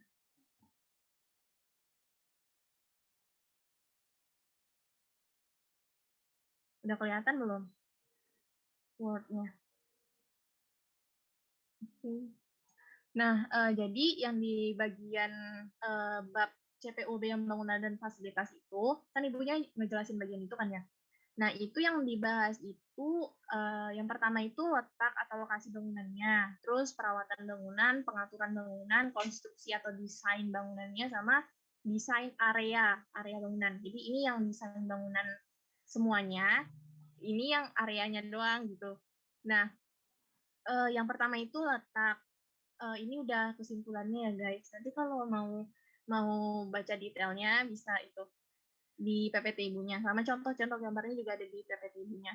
Nah, untuk yang letak atau lokasi bangunan di CPOB itu diatur kalau misalnya bangunan dari industri kita itu harus terhindar dari dua hal. Yang pertama itu kontaminasi lingkungan, dan yang kedua itu kondisi lingkungan tertentu. Nah, kontaminasi lingkungan yang dibilang itu adalah kontaminasi udara, tanah, sama air tanah. Terus kalau kondisi lingkungan itu harus terlindung dari cuaca yang kayak panas, hujan, dan segala macamnya. Terus banjir, rembesan air, hewan yang kayak tikus dan segala macamnya itu, sama pengotor. Pokoknya sebisa mungkin pas kita bangun industri itu harus mengatur bangunan kita itu agar tidak kena nih sama kontaminasi dua hal ini. Nah, tapi kata ibunya, bukan kata ibunya, kata CPUB, itu kalau misalnya tidak bisa dihindari, jadi kita emang harus bangun di situ tuh. Sementara kita tahu kalau misalnya di situ air tanahnya mungkin terkontaminasi dan lain sebagainya, maka nanti kita harus melakukan prosedur pencegahan. Nah, itu di CPOB juga udah dijelasin, di PPT ibunya juga udah ditambahin sama ibunya terkait dengan gimana tindakan pencegahannya kalau misalnya memang harus di situ. Nah, ini udah ada detailnya, ini aku SS dari CPOB. Jadi kalau misalnya udara, itu contoh cemarannya itu apa aja, tindakan pencegahannya apa aja, yang mana air tanah itu gimana juga ada di sini, yang lingkungan itu juga kayak gini, ada semuanya, nanti teman-teman bisa baca sendiri. Terus selanjutnya itu yang terkait dengan perawatan bangunan. Yang tadi lokasi bangunannya itu buat nentuinnya udah jelas ya. Lanjut ke bagaimana cara perawatan bangunannya. Jadi di sini kalau misalnya ini sebenarnya kebalik sih, tapi nggak apa-apa. Setelah bangunannya itu terbangun, kan kita harus merawat tuh. Nah, yang pertama di CPOB itu yang diatur itu ada dua hal. Kita harus melakukan pengendalian binatang dan hama sama pembersihan dan disinfeksi. Nah, itu juga pokoknya cuma dua hal ini yang disebutin. Nah, di CPOB itu dibilang, nih ini detail kata-katanya, kalau yang perawatan bangunan itu pokoknya intinya itu harus ada prosedur untuk pengendalian binatang, pengerat, dan hama. Kalau yang ini perlindungan maksimal terhadap pengaruh cuaca, banjir, dan segala macamnya itu udah dijelasin di awal ya, yang di letak dan lokasi sama cara pencegahannya udah ada juga. Terus yang ini itu yang pengendalian binatang, pengerat, dan hama, sama yang ini kalau misalnya di industri itu kan kita harus ada proses pembersihan dan disinfeksi, dan itu kan caranya nggak jelas. Habis itu pokoknya ada SOP-nya gitu. Nah, makanya di sini di CPOB itu dititik beratkan di dua hal ini.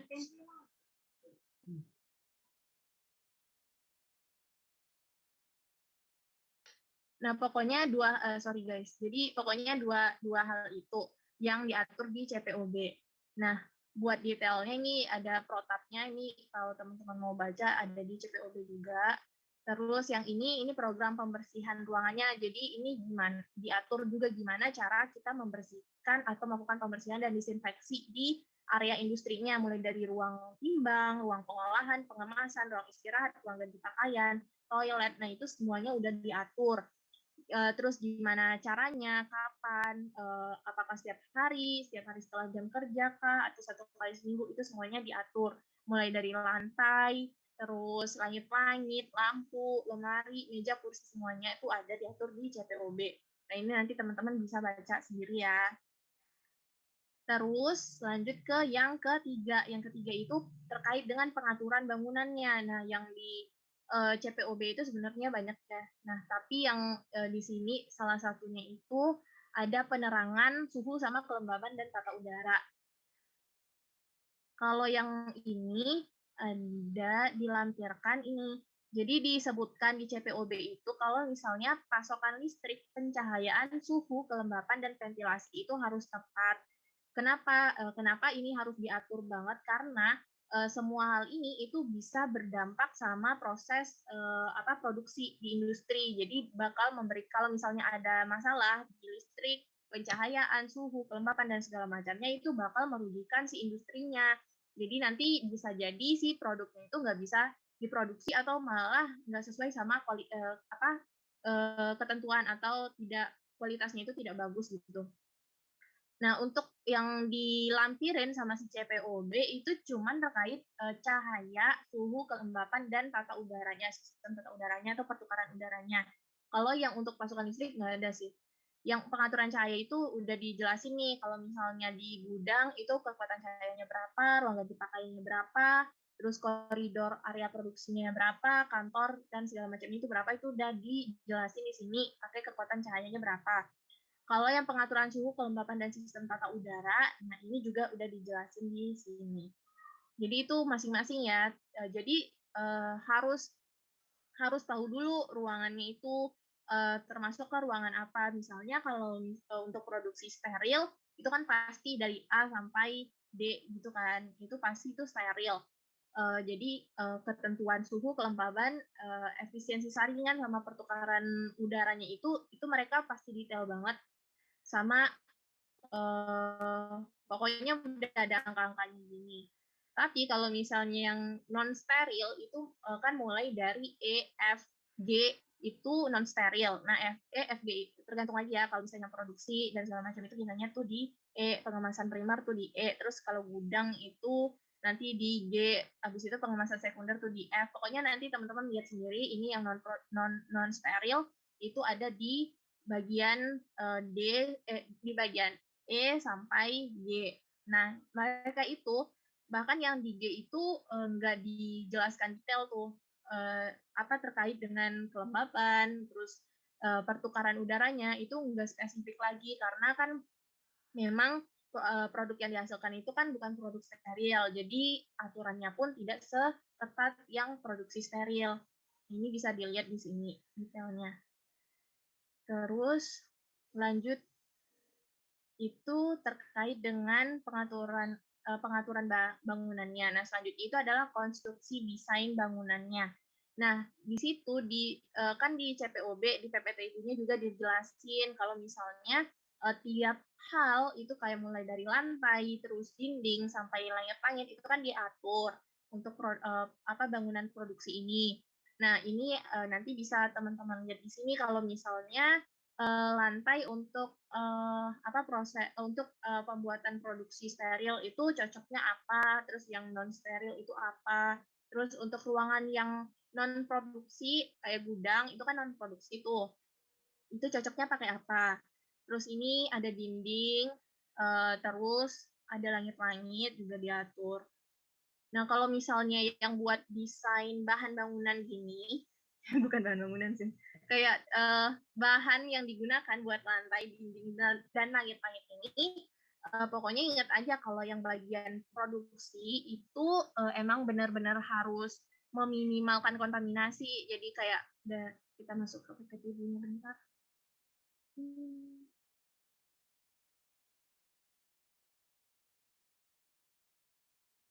Nah, kayak gini.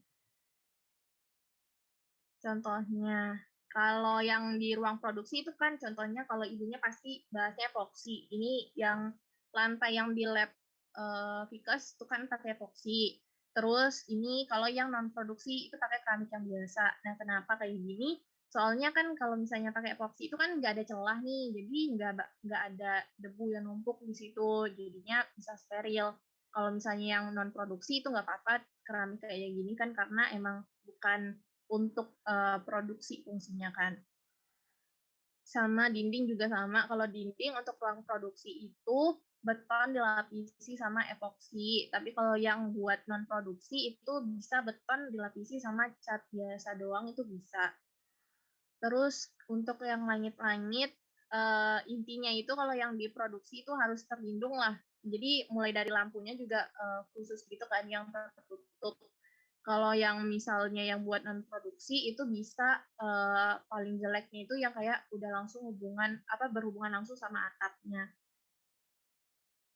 Ini bisa baca. Pokoknya itu yang terkait dengan konstruksinya. Nah, selanjutnya yang terakhir itu yang desain area atau tata letak bangunan produksi. Nah, di CPOB itu sebenarnya nggak cuma 9 ini. Yang di CPOB itu banyak lagi tuh didetailin ruangan-ruangannya itu atau area-areanya itu ada apa aja.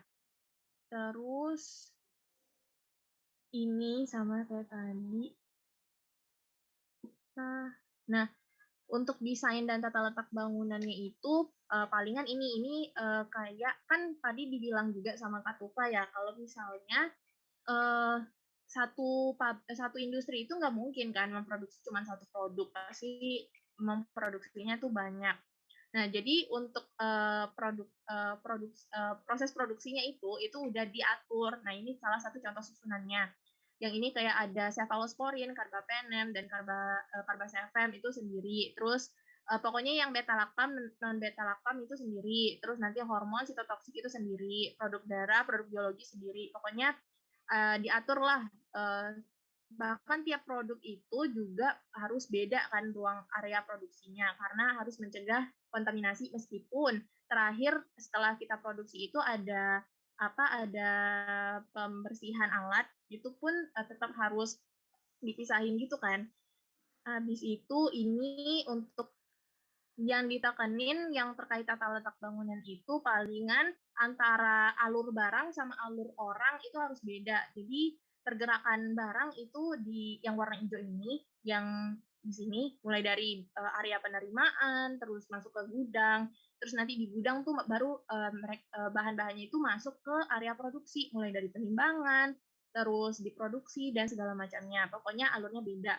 Nah, kalau orang itu beda lagi. Nanti dia masuk area masuk karyawan, terus nanti mereka ganti pakaian produksi dan segala macamnya. Jadi alurnya itu emang beda, nggak boleh ketemu antara si barang sama orangnya.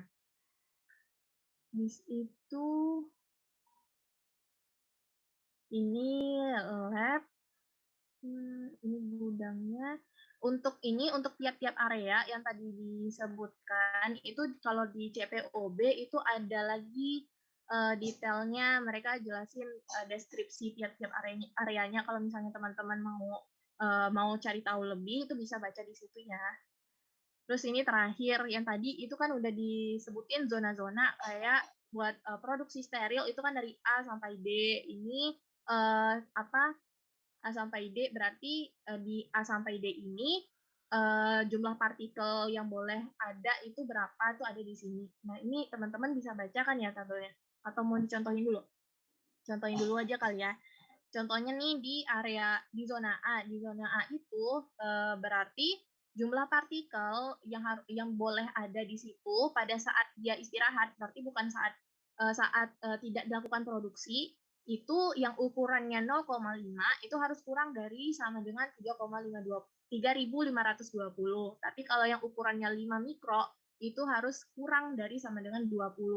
Tapi kalau pada saat produksi itu yang ukuran 0,5 mikro itu harus kurang dari sama dengan 3.520, sementara yang ukuran partikelnya itu 5 mikro itu jumlahnya adalah kurang dari sama dengan 20. Nah, gitu cara bacanya.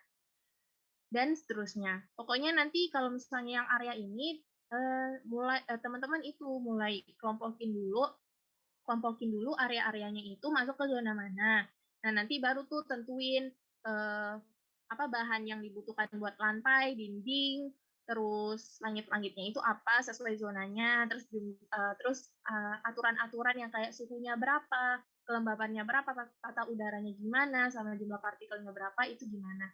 Pokoknya kuncinya itu adalah netapin area atau zonanya dulu. Udah, yang ini tuh kayak penjelasannya aja sih, detail ruangan. Nah, sampai sini teman-teman ada yang mau nanya atau mau nambahin terkait bangunan dan fasilitas?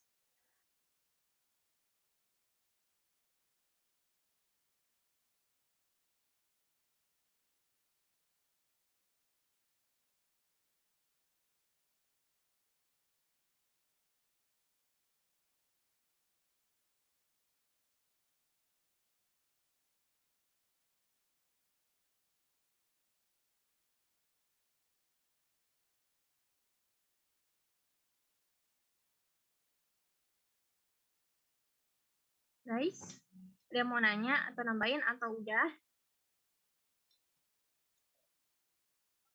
Kayaknya cukup, Teh. Oke. Next-nya apa, Jas? Makasih, Uti sama Kak Tufa. Baca soalnya jadi bingung. Next-nya, gimana? Uti atau Kak Tufa atau Eno? Kita mau bahas apa lagi nih? Maksudnya dari mungkin request dari teman-teman, ada yang mau bahas soal TO atau mau bahas perhitungan, tonisitas atau apa gitu. Kalau soal TO udah pada ngerjain belum? Ada yang udah nyoba belum maksudnya? Nyoba Kalau kemarin enggak, Kak pas TO. isi bareng aja. Karena Kalau susah, waktunya masih guys. cukup ya. Iya, karena agak susah guys. Terus, oh iya kalau misalkan Bu Yoni ya, dari sebelumnya juga yang BFFK 1 ya, kalau nggak salah BFFK 1. Itu kalau misalkan masih ingat soalnya dulu kebanyakan tentang disolusi guys sih. Terus yang di TO juga kebanyakan disolusi ya. Nah mungkin aja keluar disolusi. Cuman nggak tahu kan ya. Menurutku juga gitu sih, Jas. Soalnya udah buka buku kan, pasti lebih ke studi kasus. Terus pas buka TO tuh kayak, ih ini materi kita semua, jangan-jangan dikeluarin. Soalnya kan ibunya bikin soal buat TO kemarin kan kayak barengan sama buat ujian kita nggak sih? Terus Bisa kayak jadi. ngitung NaCl itu kan buat kelompok 1 pasti kayak paling dinotis banget ngitung NaCl-nya gimana, ruangannya apa. Terus di kapsul nggak tahu. Mungkin kayak keseragaman sediaan gitu kali ya. Kapsul nentuin ukuran mungkin nggak ya? Sesuai kebutuhan. Kayaknya ini berarti keseragaman sediaannya. Dia pakai keragaman bobot atau apa. Nah, Nanti itu. suruh ngitung kriteria Aku lupa lagi. L1-nya itu diterima apa enggak. Lupa Soalnya itu asli. dulu pas praktikum pas OC ujian praktikum TSF juga gitu kan ujiannya. Iya. Dulu udah khatam, sekarang udah lupa ya. Iya. Tablet kan itu yang tablet. Coba deh kita berarti apa dulu? Mau soal TO atau bahas uji? Soal TO. No, silakan yang sudah mengerjakan. Aku belum ngerjain juga bareng-bareng ya. Oh iya, no, Ya udah bareng-bareng aja. Aku belum ngerjain, cuma nyalin doang. Iya bener, soal TO aja biar bisa kebayang juga tipe ibunya gimana. Nah, dirapiin dulu.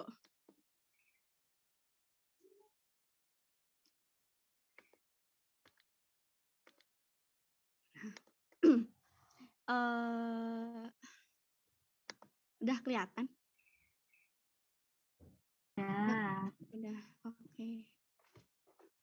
Di sini nomor 1 suruh hitung berapa mili NaCl yang diperlukan. Sebenarnya ini ada kan di PPT kelompok 1, tapi aku coba ngitung hasilnya tuh beda. Harusnya kan sama. Nah itu nggak tahu itu apa namanya, kayaknya yang di PPT itu tuh yang itu belum disetarain ke volumenya itu, dia kan langsung kali 0,9 itu harusnya kalau nggak salah ya, itu 0,9 per 100 deh. Nah, soalnya itu kegedean guys, yang di kelompok 1 itu kalau nggak salah. Coba nanti diituin lagi.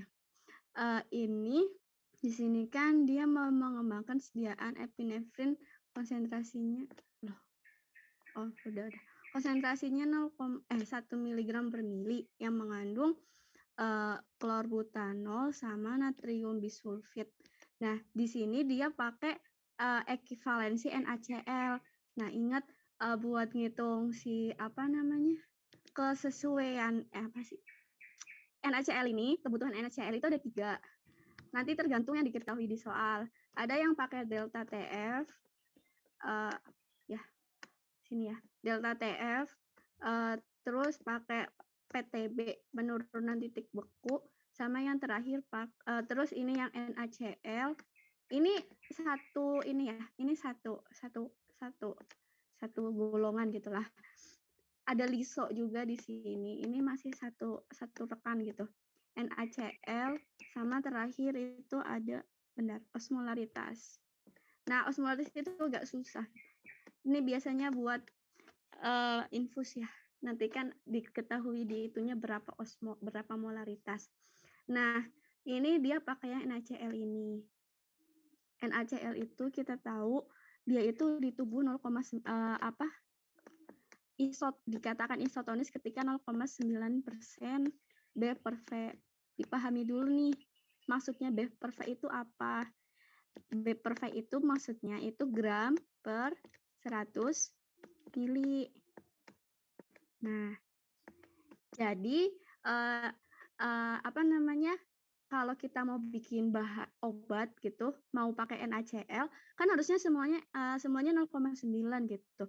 Nah, kalau sedangkan masing-masing bahan itu sendiri itu tuh punya nilai ini juga. Jadi nanti harus dihitung berapa NaCl yang dibutuhin biar nanti totalnya tetap 0,9. Nah, nilai ini itu artinya dia ekivalensi sama NaCl-nya. Berarti 1 gram epinefrin hidroklorida itu sama dengan 0,3 gitu. Intinya ini per 1 gram bahannya itu. Nah, kalau pakai NaCl itu ngitungnya kebutuhan NaCl itu 0,9. Sebenarnya karena di sini dia itu nggak diketahui volumenya itu berapa, jadi ini cukup 0,9% ya. Kalau misal di sini ada dia mau sediaannya misal mau 100 mili, berarti nanti ada kali V-nya sebenarnya ya. Ini kita anggap V-nya 1. Dikurangi W kali E. W itu apa? Ini sigma ya. Sigma. Ini kan ada 2, berarti nanti dimasukin dua-duanya. W-nya itu beratnya. Di sini konsentrasinya berapa? 5. Klorobutanol itu 5. E-nya 0,24. Jadinya nanti 5 kali 0,24. Berapa tuh?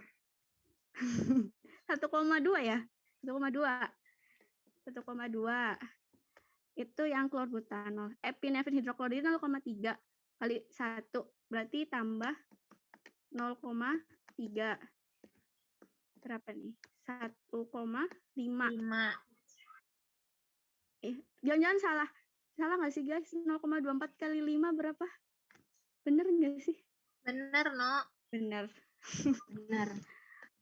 0,9 dikurangi. Kok hasilnya nggak nemu ya? Kan harusnya 0, oh ini diiniin dulu ya. Jangan lupa ini masih, ini kan per 100 ya. Per 100 mili. Ini masih miligram per 1 mili. Kalau per 100, kemarin aku nemu jawabannya yang ini. Benar-benar. Miligram natrium NaCl yang diperlukan. Sebentar. Kok jadi nggak ketemu? Ini kalau kayak gini hasilnya berapa? Iya kan bener 1,5 kan nggak nemu kan, nggak ketemu. Ini kayaknya dijadiin ini dulu deh guys, disamain dulu satuannya. Ini tuh 5. Kayaknya yang Ya? atasnya itu yang jadiin per 100 mili dulu. Putih putus-putus. Itu No. Kalau yang aku pahamin itu, jadi yang zat aktifnya itu per 100 dulu, per 100 mili. Jadi 5%, 5/100 gitu. Kan ini baru 5 miligram per mili gitu. Ya. Gitulah, No. Iya benar.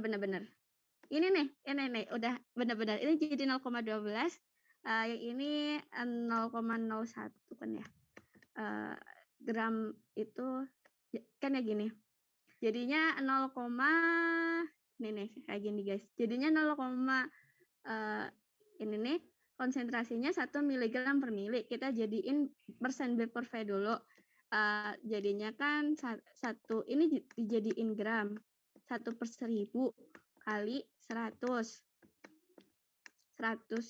Nah, kayak gini kan, jadinya 0,1. 0,1. Yang satu tadi 0,5. Nah, 0,5 kali 0,24, 120, 0,12 ya. 0,12, yang ini 0,3. Coba ya.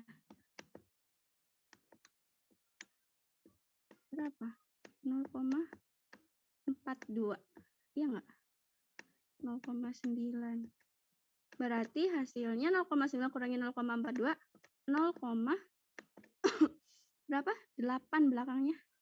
48. 4. 48 per 100. Tapi kok tetap nggak ada ya, Ti? Apa aku salah hitung? Keluar.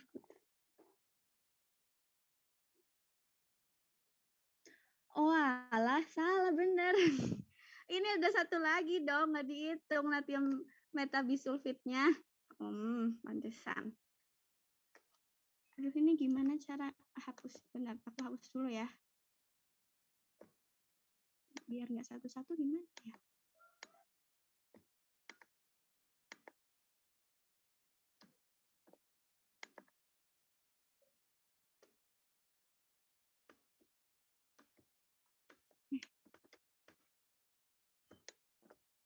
Masih lama banget.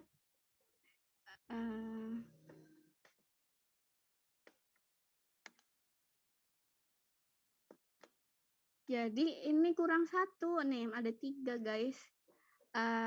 Epinefrin 0,1 tadi, 0,1 kali 0,3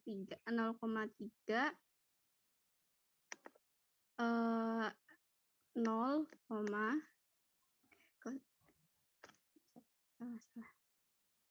Pokoknya ini tadi kurang 1, ini kali ini. Terus klorbutanolnya kali ini, natrium metabisulfitnya juga dikali nih, nggak kebaca tadi. Gitu. Dijadiin persen B/V juga, tadi kata yang diomongin Uti, ini 1 mg per mili itu sama aja berapa? Kita jadiin gram per 100 mili, jadinya 1 miligram itu kan 1 gram itu 1000 miligram, jadinya 1 per 1000 per 1 per 100 per 1 per 100 kan jadinya kali 100, jadinya 0,1. 0,1 kali 0,3, 0,03 sini tulis. 0,03 ditambah yang ini klorbutanolnya 5 mg per mili, berarti kan 5 per 1000 kali 100, 0,5. 0,5 kali 0,24, 5 kali 24 itu 120, 0,12. Ini 0,12, terus natrium metabisulfitnya 2. 2 berarti 0,2. 0,2 kali 0,68 berapa tuh? 64 kali 2, 128. 0,12. Nah, dihitung berapa nih? 8, 3, 5, 7, 2. Nah, 0,9. Ketemulah 0,6. 0,622. Nah, ini ingat satuannya masih dalam gram per 100 mili.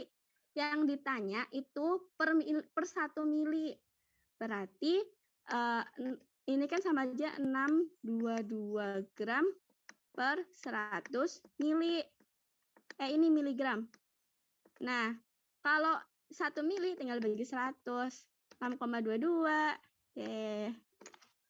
Cepetan gak guys? Nah, aku bingung. Masih kebanyakan coret-coretannya ya. Gimana ya, bentar. Di bawahnya ya, coba ya. Ini gimana sih biar ituin banyak, pengen dihapus semua gitu, biar cepet. Mana ya? Sini ya, aku tulis aja deh di bawahnya sini. Diket gitu ya.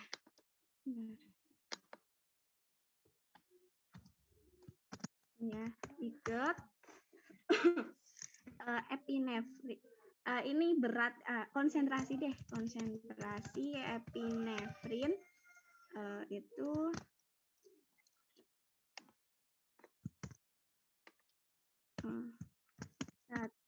miligram per mili. Terus klorbutanol 5 miligram per mili. Na bisulfit itu 2 miligram per mili.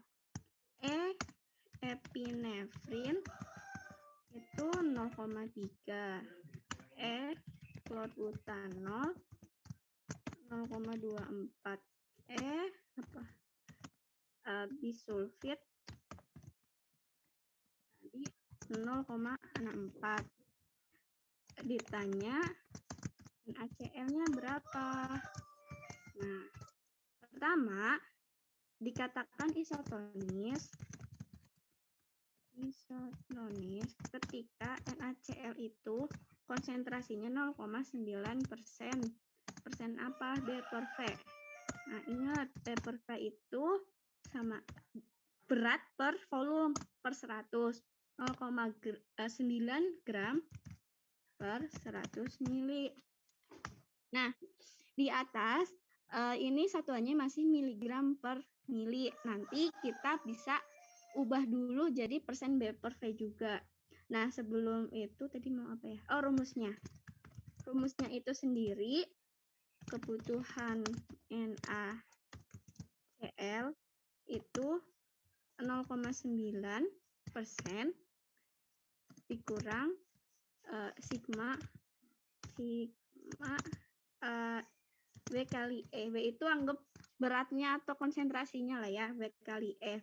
Ini karena ada 3, nanti dijumlah.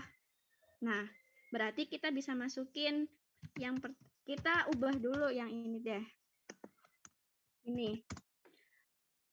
Tergantung sih mau enaknya gimana caranya. Kalau aku nggak suka ngitung banyak koma. Jadinya aku diginiin aku biasanya. 1 dijadiin kan miligram ke gram bagi 1000 dibagi 1 per 100 gitu kan. Sama ini pakai bagi deh biar kelihatan beda. Nah, ini jadinya 0,1 ya nggak sih? Ya, ntar perkalian terbalik lah 0,1 gram per 100 mili. Ya nggak sih guys? Coba jadinya salah. Kalau 1 mili, kayak gini aja deh biar gampang. 100 mili itu kali 100 miligram per 100 mili. Kita jadi 100 miligram itu berapa gram gitu kan? Dibagi 1000, 100 bagi 1000, 0,1 gram per 100 mili. Jadinya sama aja 0,1% B per V. Sama sih kayak tadi kali bagi 1000 kali 100. Ini juga sama, berarti kan itu 5 miligram per mili. Di sini kita itu patokannya jadiin 100, berarti 500 miligram per 100 mili. Jadinya 0,5 gram per 100 mili. Jadinya 0,5% B per V. Terus ini 200 mili, berarti 200 miligram per 100 mili per 100 mili. Nah, sama aja 0,2 gram per 100 mili. Sama aja 0,2% B per V. Nah, udah ketemu, tinggal kita kaliin sama ini. Yang ini kali sama ini kali sama ini kali sama ini. Berarti ini kebutuhan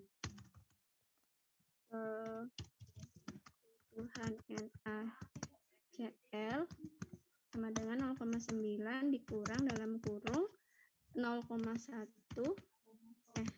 kali 0,3 ditambah 0,5 kali 0,24 ditambah 0,2 kali 0,64. Nah, sama dengan 0,9 kurang 0,03 tambah 0,12 tambah 0,128. Ini sama 0,9 kurang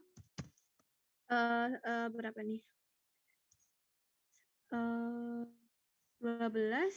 15, 2, 0,278 sama dengan 0,622. Ingat satuannya persen B per V. Berarti sama dengan 0,622 gram per 100 mili. Nah, yang ditanya itu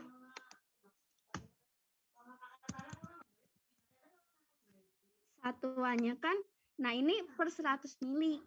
Sedangkan yang di sini ditanya miligram per mili. Nah, kita jadiin miligram per mili per 1 mili. Berarti kan dibagi ini dijadiin miligram 622 miligram per 100 mili.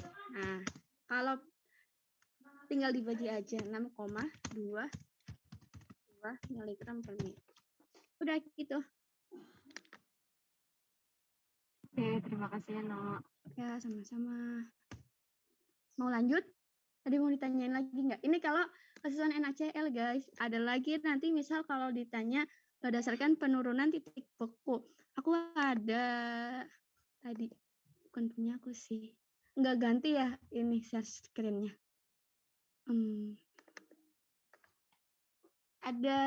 Ada cara lagi yang lain. Nanti nilai E ini kalau nggak salah ada di FI ya. Apa yang delta V ya? Delta F itu ada di FI. Jadi nanti juga aja ibunya nggak ngasih tahu nilai E-nya atau nggak dikasih tahu yang lainnya, cuma dikasih tahu persen-persenannya, konsentrasinya. Berarti nanti kita harus bisa nentuin ini pakai metode yang mana. Nanti bisa dicarinya di FI. Nanti ada di appendix berapa gitu. Aku juga lupa sih, belum buka lagi. Di bagian belakang, no. Di bagian paling belakang, tabel-tabel yang gede. Itu yang delta TF ya, delta TF 1% ya? Yang delta TF sama E juga. Oh, E-nya ada. Oh iya, berarti nanti dicari di situ, guys. Misal kali aja ibunya nggak ngasih tahu. Terus aku share PDF kelihatan nggak, guys? Enggak ya? Enggak, no. Aku ini dapat dari dari Google. PPT siapa nggak tahu. Udah kelihatan sekarang. Sudah, no. Nah, ini kan ada 3 di sini. Ini tadi aku jelasin tuh pakai yang ini. Ini kan cara ekivalensi. Nah, ini adalah lagi penurunan titik beku itu sama guys kayak yang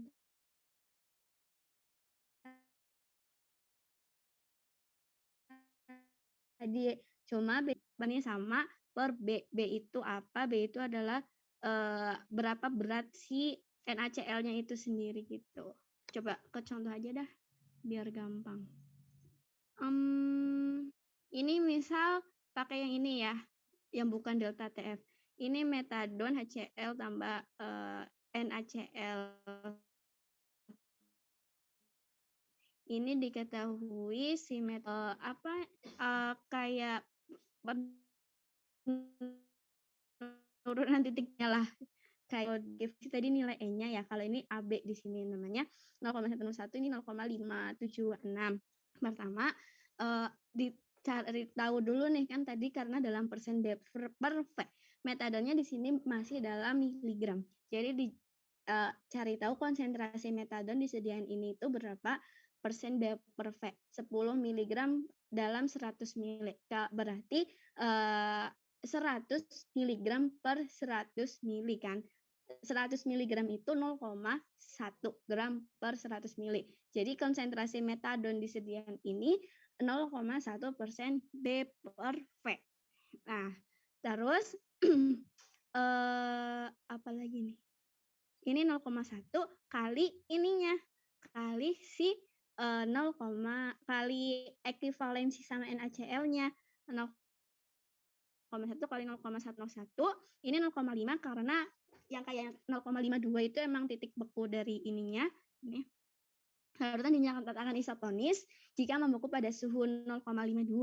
Jadi 0,2 dikurangi karena di sini cuma metadon aja, berarti yang di 0,1 kali 0,101 dibagi nilai si NaCl-nya 0,572, ketemu apa namanya agar isotonis maka ditambahin si NaCl 0,88%. Nah, ini masih dalam yang ditanya itu, sedangkan sediaan kita itu 10 mili. Kalau yang ini buat 100 mili. Nah, kalau buat 10 mili tinggal dibagi 10. Jadinya 0,088 gram. 0,088 gram berapa miligram?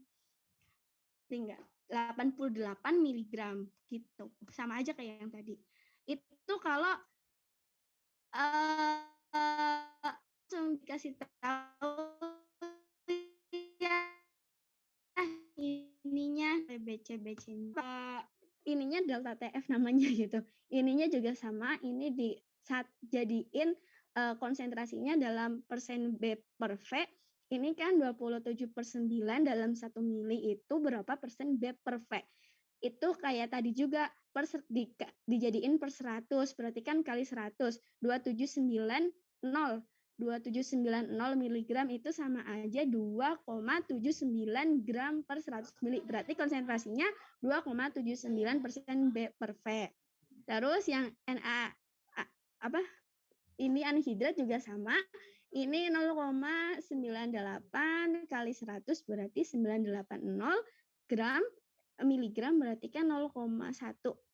Jatuhnya 0,1 gram per 100 mili. Ini juga sama, tinggal dibagi 10 aja sih kalau pengen cepat bagi 10. Ini jadinya 0,15. Terus sama kayak tadi dikaliin juga. Kaliin hasilnya tuh segini kan. Nah, sama kayak yang tadi 0,52 dikurangi ini dijumlah, ketemunya 0,1771.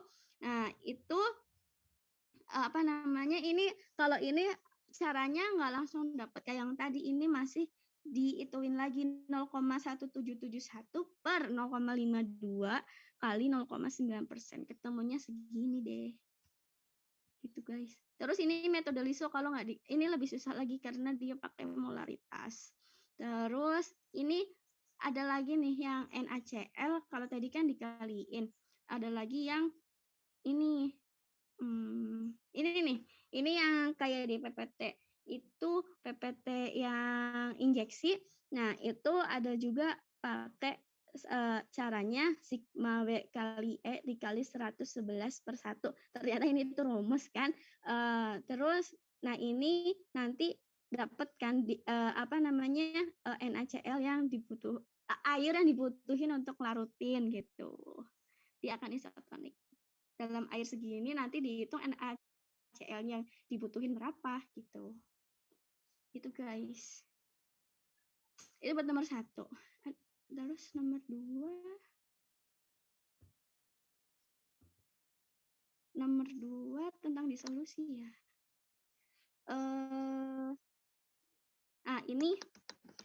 Ini tuh sebenarnya tinggal di apa? Ini kan uji yang pertama. 1, 2, 3, 4, 5, 6. Q-nya segini. Syarat penerimaan disolusi pertama Q plus 5. Nah, Q plus 5 berarti kan masing-masing sediaan itu tidak boleh kurang dari Q plus 5 ya kalau nggak salah kan. Harus lebih dari Q plus 5. Berarti kan syaratnya masing-masing sediaan itu harusnya 85% minimal. Sedangkan di sini ada satu sediaan yang di bawah 85. Berarti tindakan selanjutnya ditambah, kalau ada berarti dilanjut ke 6 tablet tambahan gitu. Tapi kita juga perlu cermat, nanti ada soal lagi ya, bentar. Misal nomor berapa ya?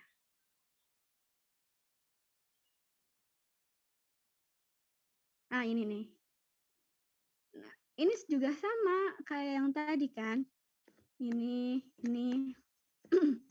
syaratnya itu tidak Q-nya 75, berarti kan penerimaannya Q plus 5 itu jadi 80. Ini semua sediaan jauh banget ya, masih di bawah 80 semua. Berarti kan dilanjut ke yang selanjutnya. Sebenarnya kita kalau mau ke uji selanjutnya juga bisa, tapi kita ingat sampai poin akhir itu kan tidak boleh ada lebih dari satu, berapa ya? Yang nah, sambil buka. Q-15 ya, yang kedua tuh. Q-15 ya? Ya, Q-15 tidak ada rata-rata 12 unit lebih dari Q dan tidak ada 1 unit pun yang kurang dari Q15 ini yang kedua. Yang ketiga, rata-rata 24 itu tidak lebih dari Q dan tidak lebih dari 2 sediaan yang kurang dari Q15 ini ya yang ketiga. Q-15 dan tidak ada satupun sediaan yang kurang dari Q-25. Nah, coba ya, kita hitung aja nih. 80 kurang 25 berapa tuh? 55 ya. 55 nggak sih? Iya, 55.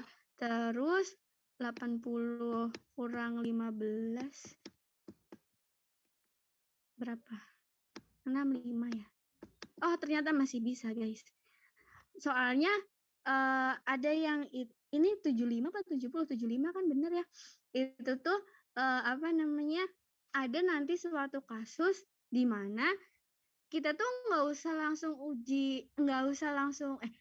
uji dua-duanya, nggak usah langsung tambah uji lagi, langsung dinyatakan tidak lulus. Karena apa? Karena buat ngangkat ini nih, ya kan 59 ke 80 tuh jauh banget kan, masih 20.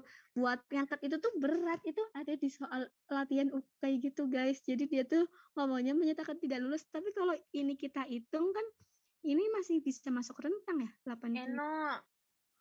Hah? Itu ya. Kan Q-nya 75, 75 bener. kurang 15. Ya benar-benar. Oh ya, makasih. Berarti ini 60 guys, ini kan 60 kan bener. Itu pokoknya langsung dinyatakan nggak lulus. Ini Q-nya 75 dikurang 25, 50 kan? 60. 50 ya? 50 ya? Masih lebih itu. Berarti masih bisa kemungkinan, berarti ya kalau mau itu bisa ditambah lagi. Tapi kalau nggak salah tuh ada gitu guys yang dia itu langsung dinyatakan tidak lulus karena buat ngangkat ininya tuh susah. Gitu. Coba nanti aku buka lagi deh. Ada kemarin aku sempat latihan soal itu, soalnya kalau nggak salah juga angkanya agak mirip sih. Tapi intinya kayak gitu prinsipnya. Udah sih itu. Terus apa lagi ya? Ini mau dihitung. Ini selanjutnya di kita nggak ada guys sebenarnya. Soalnya ini buat ngitung yang trisik. Oh ada ya, ada yang sediaan yang pakai apa tuh trisiklat apa ya? Apa sih namanya? Trisiklik. Yang kemarin tuh anhidrat. Oh trihidrat gitu. Itu gimana ya ngitungnya? Aku juga belum latihan. Nanti dibandingin sama yang anhidrat, nanti harusnya itu gimana ya? Coba kita yang ini deh. Indonesia memproduksi sediaan dexamethasone fosfat 20 mg per 5 sebanyak 100.000 vial dengan volume vial masing-masing 5 mili. Berarti kalau 100.000 ini udah 5 mili, 20 mg kali 100.000 ya. Mg kali 100 ini kita jadiin udah langsung gram aja. Berarti 2 kilo. Bahan baku yang digunakan dexamethasone natrium fosfat. Nah, ini kan beda ya. Dia tuh adanya disediaan itu dia dexamethasone fosfat. Tapi kita punyanya dexamethasone natrium fosfat. Itu kan beda BM-nya. Nah, itu kita harus hitung kesesuaiannya berapa. Untuk kebutuhan diketahui BM dexamethasone si dexamethasone aja 392. Dexamethasone fosfat 472. Dexamethasone natrium fosfat 510. Yang kita mau pakai yang dexamethasone natrium fosfat, berapa yang harus ditimbang? Kalau kita mau pakai yang dexamethasone fosfat, tadi itu 2 kilo. 2 kilo itu BM-nya 472,4. Nah, ini sebenarnya sama aja sama kalau yang kita biasa ngitung X per 5, 16. Berarti 2 kilonya lebih. Ya udah berarti kayaknya yang ini deh. 516,6. Coba ada yang mau hitung enggak? X-nya 2 kali 5, 16. 2 kali 5, 16 bagi 472,4. Iya bener, yang E. Karena ininya lebih gede, lebih banyak kan. Karena dia mengandung natrium, sedangkan yang ini nggak mengandung natrium, otomatis dia bakal lebih berat. Nah ini lumayan banyak soal kayak gini guys. Ini nomor 4 juga sama. Ini soalnya kemarin ada ya yang apa ya, kelompok apa ya, yang dia itu aslinya pakai trihidrat atau apa, terus kemarin dia nggak pakai, dia pakainya anhidrat apa gimana, terus sama ibunya suruh cek, ternyata emang yang harus dipakai yang buat sediaan itu yang trihidrat gitu. Apa mungkin bisa jadi keluar soal kayak gini. Soal tahun lalu juga ada soalnya. Ini juga sama kayak yang tadi caranya. Terus apa lagi? Kalau ini kayaknya nggak mungkin keluar guys. Ini materinya Bu Lindi. Materi Bu Lindi nanti berapa yang diambil kan? Pakai pola N apa pola P? Gak tahu juga. Ini kalau ini kayaknya kita nggak bakal dapet soal kayak gini juga kan? Karena saya besok. Apakah bisa jadi, No, disuruh analisa formula mana tahu. Oh iya sih. Tapi kan bisa buka PPT. Apa mau itu guys yang sedia apa keseragaman bobot gitu. Apa ini dulu mau berapa yang mau dipipet. Tapi aku juga belum ngerjain. Aku nggak bisa juga.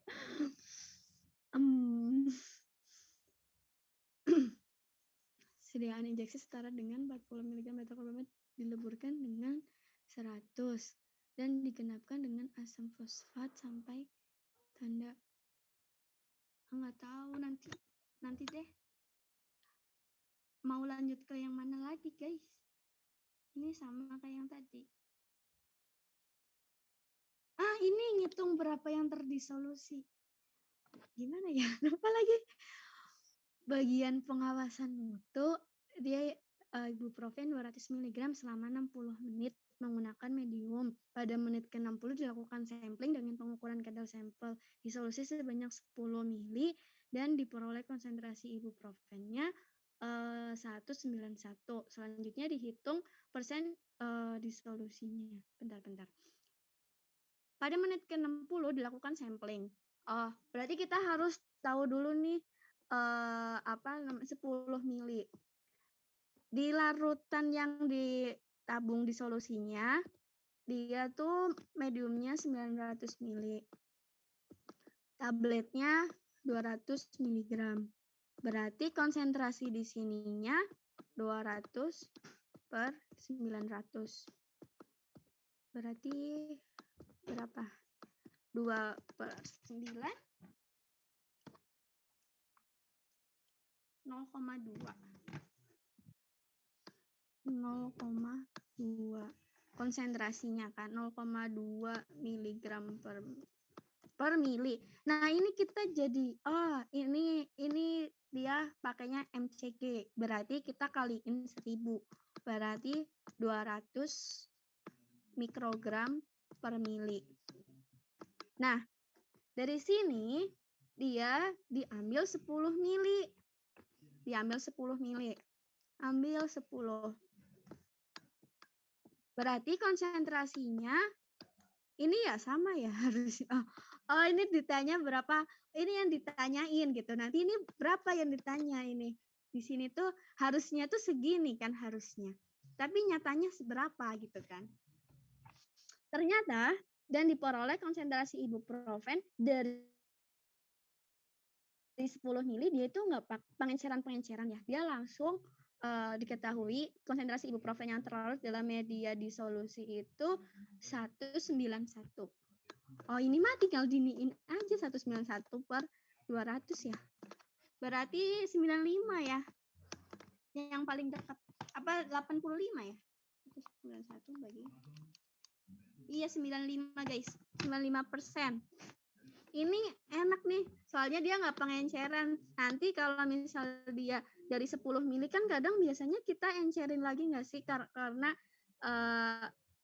ininya kegedean, apa namanya, ppm-nya. Tapi di sini ppm-nya kecil, dia 200 ppm biasanya kan kalau yang diencerin kalau masih 1000 ppm ya. Kalau waktu dulu kita praktikum makanya diencerin dulu dari 10 nanti dilarutin ke 100 mili. Nanti ini yang perlu dihitung lagi kalau misal soalnya kayak gini. Udah sih. Ini sama aja berarti. Berapa persen allopurinol? Oh, ini sama kayak yang tadi ini. Pada menit ke-45 sebanyak 10 mili. Berarti ini sama 100 per 900. 1 per 9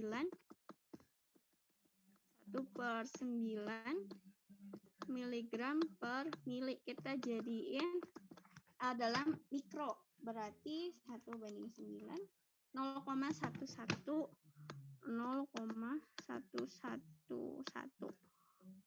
miligram per mili. Berarti sama aja 111 mikrogram per mili. Nah, ternyata yang didapat pas di sampling 10 mili itu 84. Berarti 84 per 111. 84,6 ya? Berapa? 84 bagi 111. Bukan deh. 84. 0,7 kok nggak ada. Kok nggak ada guys? Apa salahnya tuh? Berapa persen allopurinol yang terdisolusi? 80. Oh, kayaknya ini dibuletin tadi. 84,6. Ini karena aku pakai nilai yang di belakangnya masih ada kan. Kalau kita pakai 0,1 aja, dia kali 1000 jadinya 100. Ya kan ya, 100 jadinya 84 per 100 ya kurang lebih 84%. Itu kalau ngitung kadar yang terdisolusi. Terus ngitung apa lagi? Udah kan ya? Ini berapa mili sediaan yang dipipet? Kalau ini tadi nyari 10 milinya ini berapa gitu. Tinggal dibalik tapi gimana ya? Bentar. Setara sejumlah injeksi setara dengan 50 kemudian dipipet dengan 100 mili dan digenapkan berapa mili sediaan yang dipipet. Digenapkan sampai tanda.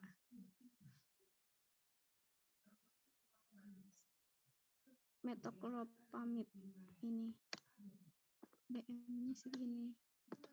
Menetapkan kadar metoclopramid. Oh, yang dipakai metoclopramid HCl monohidrat. Tapi yang mau kita hitung yang metoclopramidnya gitu ya. Sediaan injeksi setara dengan 20 mg di pipet. Nggak tahu guys. Ini nggak sih, No? Yang kayak tadi dulu perbandingan dulu yang metoclopramid sama metoclopramid HCl terus nanti kan dapet tuh kan yang ini awalnya 5 mg per mili nanti dapet dulu berapa terus nanti dibandingin perbandingan 5 mg per mili sama dengan X per 100 mili itu berapa gitu sih nggak tahu. Gini ya Ti, ininya berapa? Coba ya.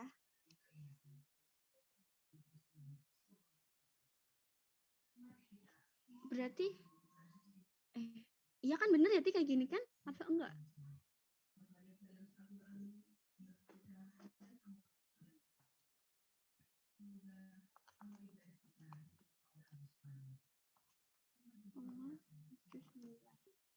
5,9 Mak. Iya, 5,9. Nah, kalau sejumlah injeksi setara dengan 40 mikrogram di pipet kemudian dimasukkan ke dalam sejumlah setara dengan berarti kalau 5,9 itu salah kayak gini. 5/40 sama berarti ininya 8 mili. Berarti ini kali 8. Coba ya.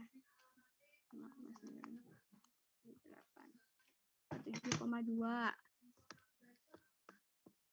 7,2 miligram. Ini yang punya metoklopramid.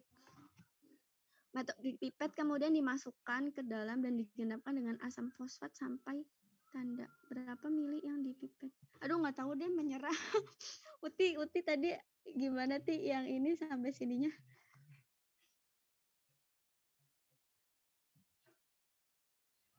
Dimasukkan ke dalam tabung ukur 100. Berapa yang dipipet?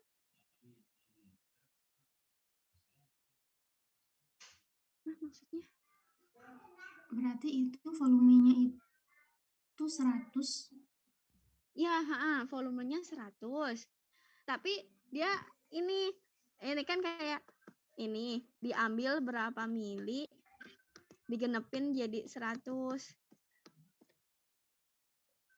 Dan digenapkan dengan asam fosfat sampai tanda, ya kan? Nah, asam fosfatnya segini.